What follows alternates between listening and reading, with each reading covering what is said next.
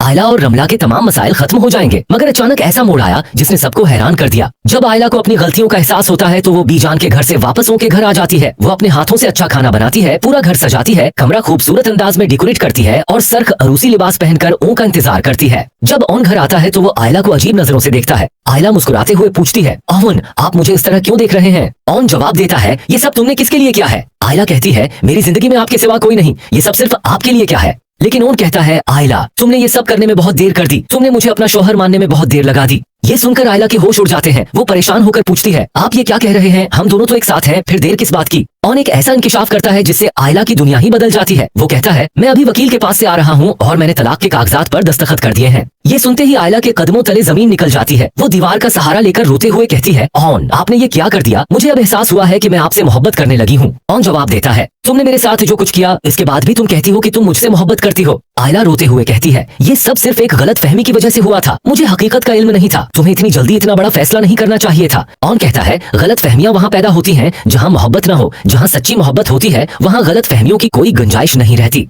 ये सुनकर आयला टूट जाती है। वो रोना, चीखना और कमरे में तोड़ फोड़ शुरू कर देती है। वो ऊन को झंझोड़ते हुए कहती है, मैं ये तलाक नहीं मानती, मेरे माथे पर दोबारा तलाक का दाग नहीं लग सकता, तुम मुझे इस तरह छोड़कर नहीं जा सकते। ओन अफसरदगी से कहता है, अब कुछ नहीं हो सकता, मैं तलाक के कागजात पर दस्तखत कर चुका हूँ। तुमने मुझे ऐसी मुश्किल में डाल दिया था कि मेरे पास उसके अलावा कोई रास्ता नहीं था। उसके बाद आयला रोती हुई अपनी माँ शम्सा के घर पहुंच जाती है। शम्सा उसे उस हाल में देखकर घबरा जाती है और पूछती है, बेटा क्या हुआ, तुम इस तरह रोती हुई वापस क्यों आ गई हो? आयला जवाब देती है, मैं ऊन के साथ अपने तमाम इख्तिलाफ खत्म करना चाहती थी। मैंने उसे दिल से अपना शौहर मान लिया था, मगर उसने सब कुछ खत्म कर दिया। इसी दौरान बीजान वहाँ पहुँच जाती हैं और हैरानी से पूछती हैं, आयला क्या खत्म कर दिया उनने? इतने में ऊन भी वहाँ आ जाता है। आयला रोते हुए बताती है, ओन ने मुझे तलाक दे दी है, वो तलाक के कागजात पर दस्तखत कराया है। ये सुनते ही बीजान गुस्से में आकर ओं के मुंह पर जोरदार थप्पड़ मारती हैं और कहती हैं, ओन तुम इतने खुददार कैसे बन गए? अगर आयला सिर्फ एक गलत फहमी का शिकार हुई थी तो तुम्हें सब्र करना चाहिए था, न कि फौरन तलाक दे देते। ओन खामोश और परेशान खड़ा रह जाता है, जबकि सकीब साहब ये खबर सुनकर शदीद सदमे में सूफे पर गिर जाते हैं, क्योंकि आयला को दूसरी बार तलाक मिलने की खबर उनके लिए नाकाबिले बर्दाश्त होती है। अब सवाल ये है कि क्या वाकई तलाक मुकम्मल हो चुकी है या बाद में वकील के जरिए उसका कोई हल निकल आएगा?